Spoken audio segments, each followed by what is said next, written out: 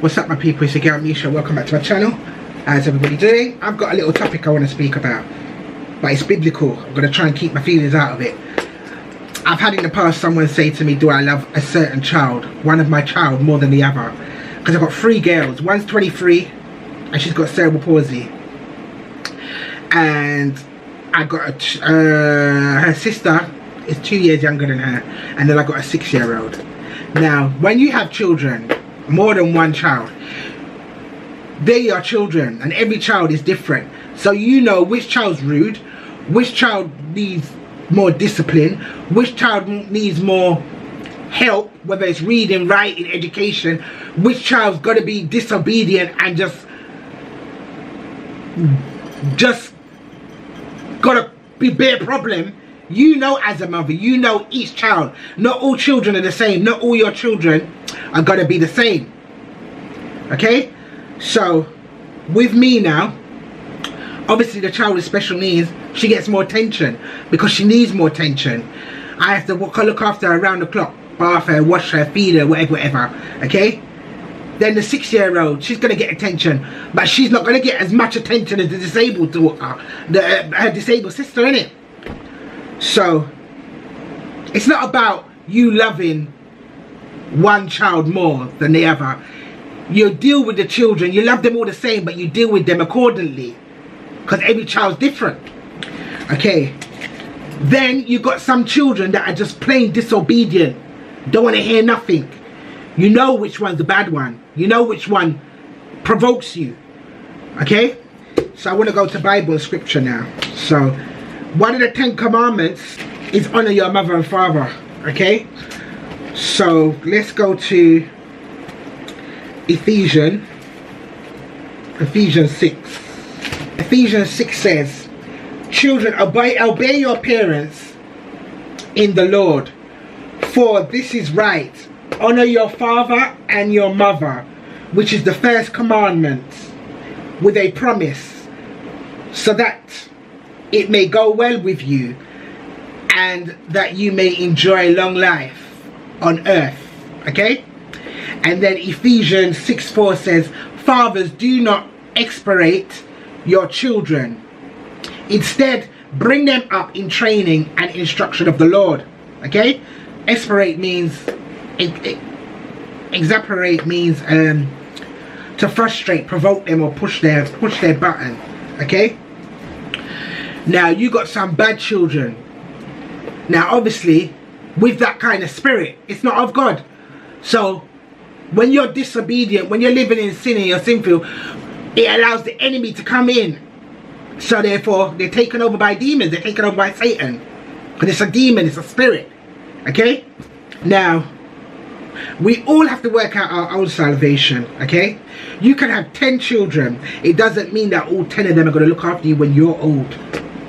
It doesn't mean that all 10 of your children are going to look after you when you're old. You got children that put their parents in a home, that ill-treat them, that can't even wait for them to be unalive to take their inheritance, to take their wealth, to take their life insurance. Okay? You got some disobedient children. But the Bible says, grow them, train up a child in the way that it should go, so that they won't depart from it. Install God in them from their young. Okay?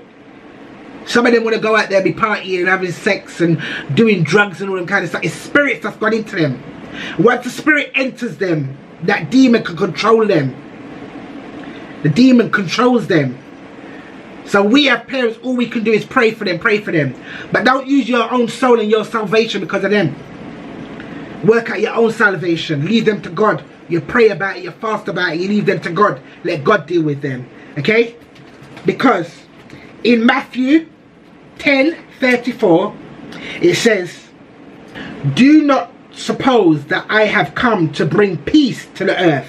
I did not come to bring peace, but a sword. For I have come to turn a man against his father, a daughter against her mother, a daughter-in-law against her mother-in-law.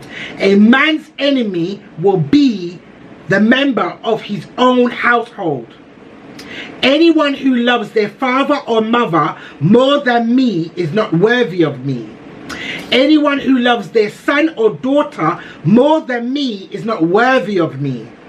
Whoever does not take up their cross and follow me is not worthy of me. Whoever finds their life will lose it, and whoever loses their life for my sake will find it.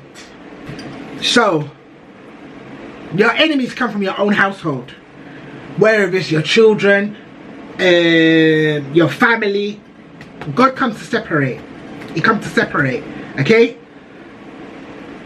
So, in every household, the enemy is going to attack. There's not one household on earth that the enemy is not attacking. Even God's children, God's chosen children, we be attacked. Prophets, pastors, evangelists, we be attacked by enemies, by the kingdom of darkness. So God comes to bring division. Okay, let's go to Luke 12. Luke 12 says, do you think I came to bring peace on earth? No, I tell you, but division. From now on, there will be 5 in one family divided against each other. 3 against 2 and 2 against 3. They will be divided, father against son and son against father, mother against daughter and daughter against mother, mother-in-law against mother-in-law against daughter-in-law, and daughter-in-law against mother-in-law. See it there? That's Bible. Okay, so let's go to Proverbs 13:24. Let's see what that says about discipline.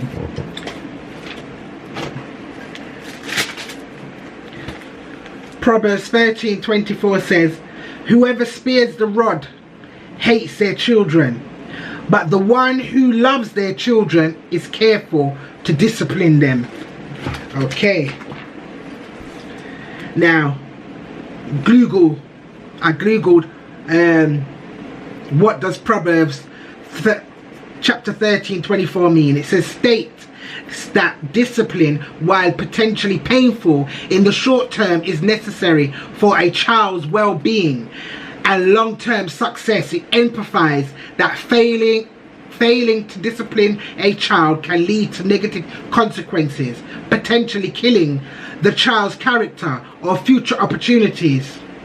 The verse is not advocating for excessive or brutal punishment, but rather for consistent and constructive guidance to help a child learn and grow into a responsible adult. It highlights the importance of loving discipline in shaping a child's life and preventing harm, both physically and spiritually.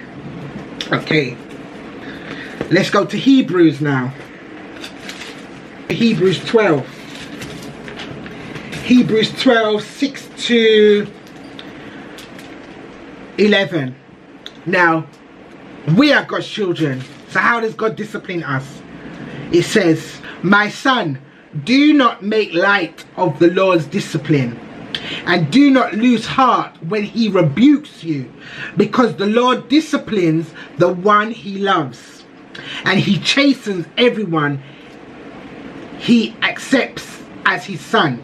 Okay, endure hardship as discipline.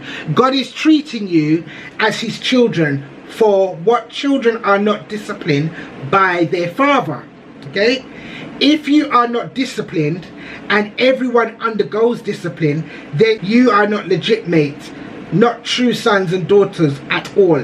Moreover, we all have had human fathers who disciplined us, and we respected them for it. How much more should we submit to the Father of spirits and live? They disciplined us for a little while as they thought best, but God disciplines us for our good in order that we may share in his holiness. No discipline seems pleasant at the time, but painful. Later on, however, it produces a harvest of righteousness and peace for those who have been trained by it. Therefore, strengthen your feeble arms, your weak knees, make level path for your feet, so that the lame may not be disabled, but rather healed. So it's good to discipline your child, okay? You have to discipline them. We're living in 2025. I was born in the 80s. Back in the day, I used to watch TV programs, play probably a little Nintendo, a little Sega, okay? Now everything's social media, Netflix, Facebook, TikTok, anything social media. I don't even think Sky's getting anything no more, and Talk and them kind of TV channels there, because you got free. Everyone's on internet. Nobody don't watch TV. Who watches TV? I haven't watched TV, and I ain't even lying. I ain't even watched TV or the news since 2014. 2014. Because I went to Jamaica 2015, and I was watching TV before I went. I ain't turning no TV license. People can't come and knock on my door. I'm on tablet and I'm on phone. My TV don't go on. The kids watch Netflix on laptops. I don't use TV. I haven't watched TV from 2014. There's TV in every room, but I don't watch TV. So the question is to the person that's asking me, do I love one child more than the other? No, I love all my children the same, but they all get different treatment. If you want to call it love, then you call it love, but I don't think that's love, because I love them all the same. All my children the same. But I give a different, more time. More time to one. More, is it love? Attention to one. You as a parent know each and every child that you have, okay? You know which one's going to be a rebel. You know which one's going to be the bright one. You know which one's going to obey you, the one that's going to listen, the one that hears. You know which child the devil's run up in, but you pray for all of them. But you see me, I love all my kids the same. But my disabled daughter will always get my full undivided attention all the time. She'll get my attention. The younger one and the older one. So if the middle one wants to feel left out and don't have no understanding, then what can I do? God has made me a mother. I nurture them. When you're old enough, you go out on your own. If you don't want to obey your parents, then you go and you do your own thing, because you're not stopping my salvation. You're not stopping my salvation. I'm working at my own salvation. You ain't coming in between God. You're not coming in between God. And I'm going to do another word, because you have some people that are married or have in a relationship. I'm not talking about boyfriend and girlfriend or links. I'm talking about God ordained marriages. Okay, and children are coming in between that marriage. When you're a child of God, okay, you have Christ as the head. Then you have the husband, okay, and he protects the family and leads the family, okay. Then you have the wife. She teaches, she comforts, she nurtures, okay. And then you have the child. The child is supposed to honor the parent and love the parent, okay. So your children's not supposed to come before your husband. And many people don't like that. Me now put no man before my picnic. My picnic is my picnic up. That's because you're not going by godly law. You don't believe in Jesus. If you believe in Jesus, you believe in God, then you wouldn't be saying that. Me now let no man come in front of my picnic them. Very. No, it don't go like that. It's Christ, the husband, the wife, then the children. Obviously, you're still going to love your children. You're still going to be there for them. You're still going to help them. You got a newborn baby. You're still going to give that baby attention before your husband. You're still going to give that special need child before your husband. But when it says your husband come before your children, that means your children are supposed to be disrespecting your husband. Your children are supposed to be trying to break up your marriage or come in between your marriage. No, it doesn't go like that. Anyway, I'm going to end this here because I think this is too much. I'm going to see how people comment on it. Get in the comment section, let's talk about it, because I can go deeper. Alright, thanks for listening, bye.